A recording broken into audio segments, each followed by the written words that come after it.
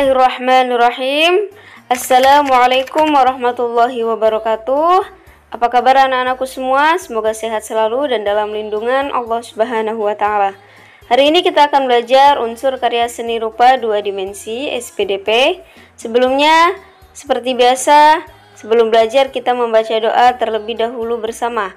Bismillahirrahmanirrahim. Raditu billahi rabba wa bil islami dina wa bi Muhammadin nabiyya wa rasulah. Rabbi zidni ilma warzuqni fahma, amin ya rabbal alamin. Langsung saja ke materi. Pengertian karya seni. Karya seni adalah benda yang dibuat manusia. Karya seni dibuat untuk tujuan keindahan. Orang yang membuat karya seni disebut seniman. Kemudian contoh karya seni rupa 2 dimensi. Yang pertama lukisan, kemudian yang kedua patung, dan yang selanjutnya adalah ukiran. Nah, ini contohnya. Kemudian unsur-unsur seni rupa dalam gambar. Sebuah gambar terdiri atas berbagai bagian.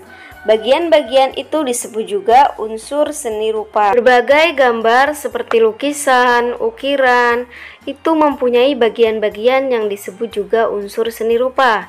Kemudian bagian-bagian tersebut dibagi menjadi satu titik. Titik disebut juga bintik. Bintik ada yang kecil dan ada yang besar.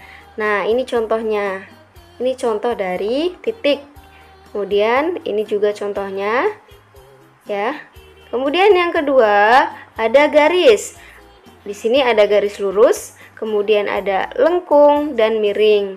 Kalau misalkan di buku paket, teman-teman bisa lihat seperti yang ada di gambar ini. Nah, ada garis tebal, kemudian garis tipis, garis vertikal, garis diagonal. Ya. Kemudian yang ketiga bidang. Nah, ini adalah bidang, teman-teman. Di situ ada seperti gambar lingkaran, kemudian segi 5, segi 4. Kemudian yang keempat warna. Nah, warna bermacam-macam ya, anak-anakku. Ada hijau, kuning, biru, ungu, hitam. Nah, di buku paket, teman-teman, di situ dijelaskan. Nah, warna dibagi menjadi 2. Ada warna primer dan sekunder. Itu bisa dilihat warnanya apa saja. Kemudian selanjutnya yang kelima tekstur. Tekstur adalah halus, licin atau kasarnya permukaan suatu benda. Jadi ketika kalian memegang suatu benda, misalkan kalian memegang tembok, itu permukaannya teksturnya halus, licin atau kasar. Ataupun kalian misalkan memegang suatu permukaan, yaitu pintu misalkan, itu permukaannya halus, kasar atau licin. Itu disebut dengan tekstur, ya, anak-anakku. Nah, di sini Bu Zulfa lampirkan contohnya. Ada buah stroberi. Nah, kalian pegang permukaannya, apakah permukaannya itu halus, kasar, atau licin? Kemudian, karya seni 2 dimensi adalah karya seni yang memiliki 2 sisi saja, yaitu sisi panjang dan lebar, anak-anak. Nah, ini contohnya ya. Contohnya gambar lukisan tadi yang sudah Bu Zulfa sebutkan di awal. Ini contoh karya seni rupa 2 dimensi.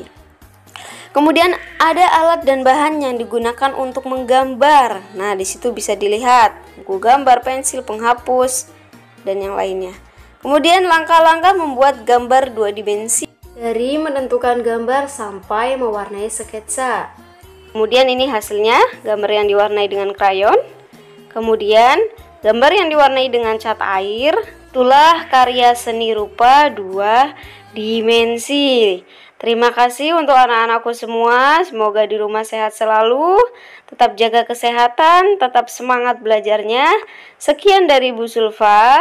Mohon maaf. Wassalamualaikum warahmatullahi wabarakatuh.